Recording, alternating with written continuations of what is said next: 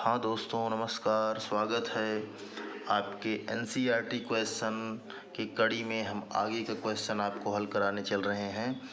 तो दोस्तों, अभी तक हमने जितना भी प्रश्न कराया है वो हमने कोशिश किया है कि शानदार मेथड से एक आसान तरीके से कराएं। तो उसी कड़ी में हम इसको भी बहुत आसान तरीके से कराएंगे। दोस्तों, लाइक और सब्सक्राइब ज़रूर करना, अंत तक वीडियो देखना। दोस्तों, अभी ये तो ऑफलाइन, अभी ऑनलाइन पब्लिक बैच चल रहा है, लेकिन आने वाले समय पेड बैच चल रहा है। इसलिए जो सब्सक्राइब कर देंगे, जिनके पास नोटिफिकेशन है, जो मेरे पास भेजेंगे, उनको मैं फ्री में क्लासेस दूंगा। दोस्तों, तो मैं चालू करता हूँ। किसी समांतर श्रेणी, एपी मतलब समांतर श्रेणी के चौथे और आठवें पदों का योग 24 है तथा छठे और 10वें पदों का योग 44 है। इस समांतर श्रेणी की प्रथम 3 पद ज्ञात करना है आपको। ठीक, तो अब आप ध्यान दीजिए। आपको पता है चौथा और आठवां, ठीक, क्या दिया है? चौथा और आठवां। तो चौथा पद के लिए आपको पता है कि यनवां पद क्या होता है? ए यानी equal to A plus N minus 1d।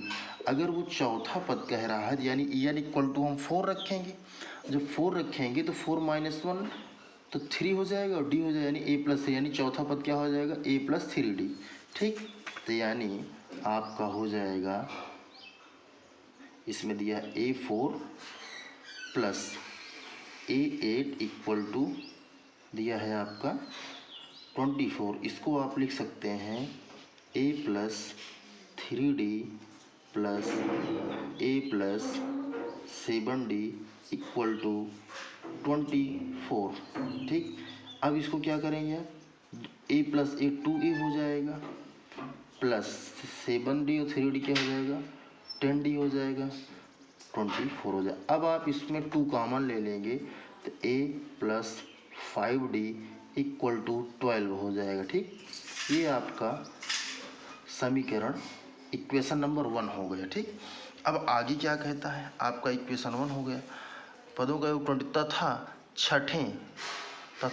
छठे और 10वें पदों का योग 44 है ना, यानी A6 प्लस छठे और 10वें A10 का योग क्या है? 44 है। ठीक, तो A6 क्या लिखेंगे? पता है आपको, 6 मतलब n बराबर 6 है, तो यहाँ 6 माइनस 1 यानी 5d, A प्लस 5d, और 10 का मतलब 10 माइनस 1 यानी 9d, ए प्लस, यानी क्या होगा? A plus 5d plus A plus 9d equal to 44। A plus A हो गया 2A plus 14d equal to 44। अब इसमें भी पूरी में आप 2 कॉमन ले सकते हैं, तो आ जाएगा A plus 7d equal to 22। ठीक, समीकरण इक्वेशन नंबर ये आपका 2 हो गया। ठीक है, ये आपका इक्वेशन नंबर 2 हो गया। अब आप समीकरण इक्वेशन नंबर 1 और इक्वेशन नंबर 2 से आप निकाल सकते हैं a का मान। ठीक, आप क्या लिखेंगे यहाँ पर? a plus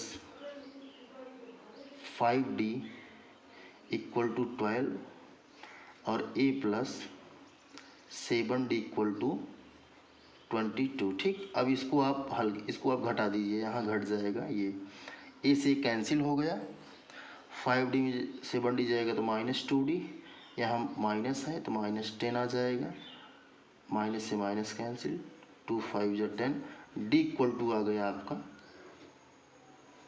5। ठीक, d इक्वल टू 5 आ गया। अब d इक्वल टू 5 समीकरण 1 में रखिए, ऐसे आप लिखेंगे d इक्वल टू 5 समीकरण 1 में रखने पर।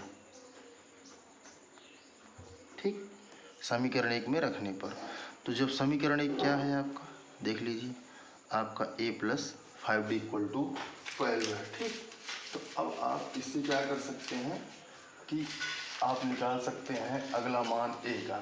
ठीक, तो दोस्तों, आप लोग ऐसे बने रहिएगा। हम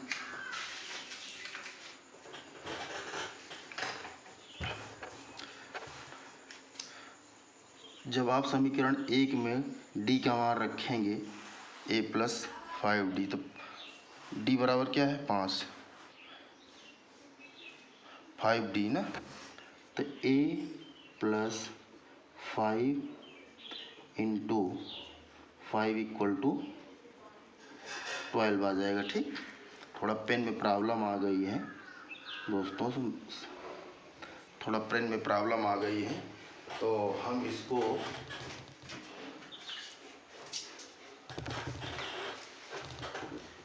नीली पेन से लिख देते हैं। ठीक, आपका आ गया a plus 5 into 5 equal to 12। ठीक, तो a इक्वल टू आपका आ गया -13। ठीक, a इक्वल टू आ गया -13। अब आपको क्या सवाल में कह रहा है, आपको प्रथम 3 पद ज्ञात कीजिए। ठीक, प्रथम 3 पद आपको ज्ञात करना है। ठीक है, तो प्रथम 3 पद के लिए क्या है, आप जानते हैं n वां पद, इसका समांतर श्रेणी का पद क्या होता है, प्रथम पद ये है, द्वितीय है, तृतीय है। तो प्रथम पद क्या है इसमें, आपको पता है a plus D, a plus 2d। a मतलब प्रथम पद, तो ये -13 आ जाएगा, और a plus D, a equal to -3 और d इक्वल टू 5 है, तो यहाँ आ जाएगा -8। अब a -3 और d इक्वल टू 5, 5 दूना 10, यहाँ आ जाएगा -3। आज पेन धोखा दे रही दोस्तों, माफ़ कीजिएगा, ये आ गया आपका -3। ठीक है, ये आपका -3 हो गया। तो इस तरीके से आपका ये 3 पद आ गया। ठीक है, तो दोस्तों इसे आप लाइक और सब्सक्राइब करना, जो ना समझ में आए कमेंट बॉक्स में ज़रूर बताना। ये आपका क्वेश्चन है, इस तरीके से हमने आपको समझाया। इसमें हमने आपको 2 समीकरण बनाया, 2 समीकरण बना के हल किया मैंने इस तरीके से। ये आपका क्वेश्चन है, किसी समांतर श्रेणी के चौथे और 8वें पदों का योग 24 है तथा छठे और 10वें पदों का योग 44 है, तो इसे प्रथम 3 पद याद करना है। तो दोस्तों लाइक और सब्सक्राइब जरूर करना। धन्यवाद।